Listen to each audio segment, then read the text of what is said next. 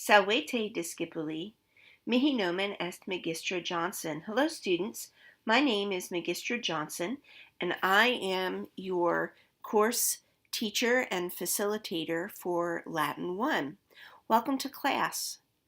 Before we get started, I wanted to give you a quick tour through our Moodle classroom so you are acquainted with where things are and how to use them. And also so you will be familiar with each module's layout. When you open Moodle, you will come to what is called our home page. Here you will see the title of the course, the news forum, my instructor contact information, a calendar for our spring semester, and the student and parent handbook. These things will always be at the top of your page through part 1 and part 2 of the course. You'll notice that on the right side of the screen, you can also find announcements. If you scroll down the page, I believe you can see upcoming events on the calendar, different things like that. There are several things on the course homepage that I want to draw your attention to, which you will need to look at as you begin the course and on a bi-weekly basis. First of all, the Let's Get Acquainted activity can be found on your home page. This is something that I like to do with new students to the course at the beginning of each semester to do just what the title says. Let's get acquainted with each other. Since we don't see each other face to face in a classroom, this helps us to establish some sort of common ground and relationship with one another and foster communication between you and me. In order to participate in the Let's Get Acquainted activity, you will need to have a VoiceThread account. Making a VoiceThread account is mandatory for this course because instruction is delivered through VoiceThread. It is free and easy to do, and I suggest you connect to it via an email address that is not related to school, so that it be your own personal email address and your own personal password. I would not recommend that you use your own school email or school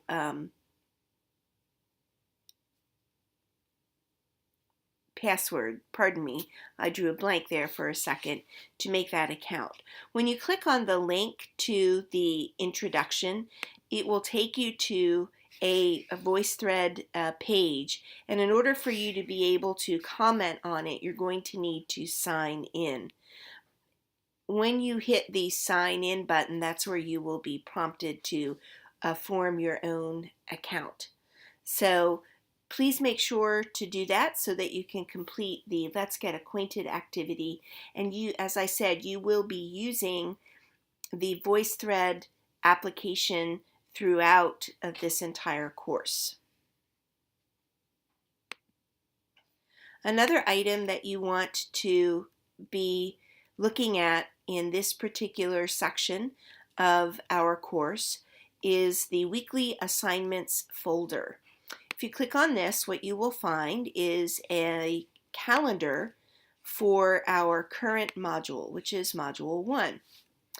The calendar is listed with lots of different due dates, which are also on the Moodle calendar, for the various activities and assignments that are due in the next 2-week module.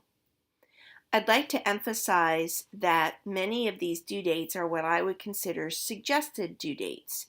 In other words, I am suggesting that if you want to get all of your work done in a timely fashion, work at a pace that is more relaxed and allows you to have time to do your outside of school activities as well as your other curricular activities, I'm suggesting that you follow the assignment dates as I have them arranged on this calendar. I want to emphasize, however, that they are suggested. So, for example, if you cannot complete the Module 1, Lesson 1 assignment by Thursday, the 24th, That's okay. You will not lose points or be marked late. All work for any module must be completed by the final date of that module. Our first module is officially opens tomorrow, the 22nd of January, and runs until Sunday, February 3rd. So the day that absolutely everything in the module must be completed is Sunday, February 3rd. However, if you work according to the schedule that I have laid out here on the calendar, you will find that you have a better learning experience because you'll be working with the material more consistently. You will get timely feedback from me, and you'll be able to move regularly through the course. Many students find that if they save everything to do for Saturday and Sunday, that they simply don't have enough time to get all of the work done, and they often will run into technology problems or other issues with uploading material. Those are on you. I am not responsible for technology not working on the due date. You have to be responsible for these things. Notice that I also say that you are able to request an extension on any module, but you must do it by a very specific time, and you have to have shown that you have been completing work up to that point. In other words, I don't want you to ask for an extension if you've done absolutely nothing and then at the last minute decide that you need extra time. That's not what extensions are about. Extensions are about giving you an opportunity to plan and look ahead. If you see that you have a very busy schedule coming up and don't think that you're going to be able to get to your coursework in my class or in your other classes, for goodness sakes, ask if you can have an extension. Otherwise, I'm expecting you to work on a daily basis. Most of you have a class time allotted during your day that is scheduled for this online class. I'm expecting you to devote that amount of time in your schedule to my class on a daily basis. If you have any questions about the schedule, please let me know. As I said, you can find the weekly assignment calendar in the weekly assignments folder on our homepage, and as well, I will populate the Schoology calendar with the same due dates. Now let's go on and look at some of the other things that you can find on the homepage, and then we'll look into Module 1. There are other resources that you can find on the homepage. I do have a link to an online Latin dictionary, which is the dictionary that I prefer that you use. If you are interested in learning a lot about vocabulary, I have a folder here filled with the opportunities for you to learn the 1,400 most often used vocabulary words in the Latin language. There's an opportunity for you to learn about how to pronounce Latin, and even an opportunity to play some online versions of Roman board games. So please make those items available to yourself. You will not see the instructor's desk or the movie theater as you move down the page. The next thing that you're going to encounter is our first module. All modules are essentially set up the same way. You will see the title of the module, the date that it begins, and the date that it ends. And each module is also equipped with an introduction that gives you an overview. The module is broken down into sections which are titled with these purple titles. As you can see here, we have a brief introduction to the Latin language, an introduction to Latin nouns, first declension nouns, learning to read Latin 1, and the Latin to English connection. So every module will be constructed in the same manner. Within each of these sections, you will find a lesson. Sometimes after the lesson, you will have a practice, and then often you will have quizzes, and at the end of every section, you will have an assessment. Each module is designed in the same way.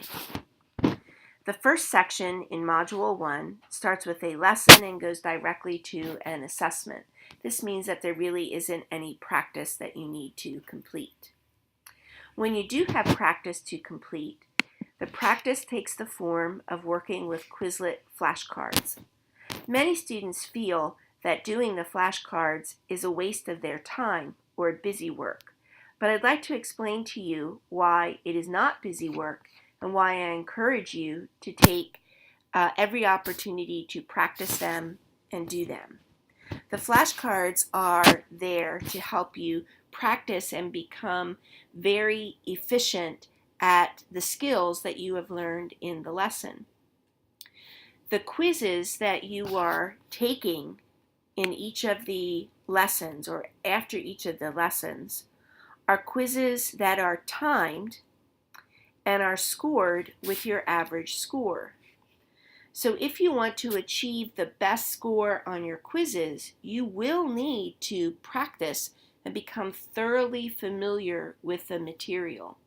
I always tell my students that you need to be as familiar with this material in Latin as you are with your alphabet in English. We don't even think about the alphabet when we read. We don't think about how to count or simple addition problems in math. I need you to be so familiar with this material that I want you to practice it until it feels like you know it as well as you know your alphabet. When you do these what do you know quizzes, you should be getting the highest score possible the first time that you take them. That shows that you really understand the material. One of the things you have to be able to do when you use your flashcards is you need to be able to take a screenshot of your results, and you have to be able to upload it into the quiz.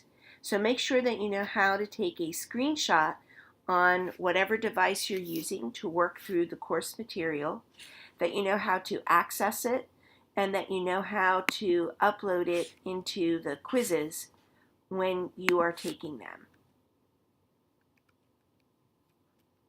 So this is a very quick overview of how our course is structured, the home page and the modules. As I said, each module is constructed in the same way. I hope that you will enjoy the course. Please feel free to reach out with any questions.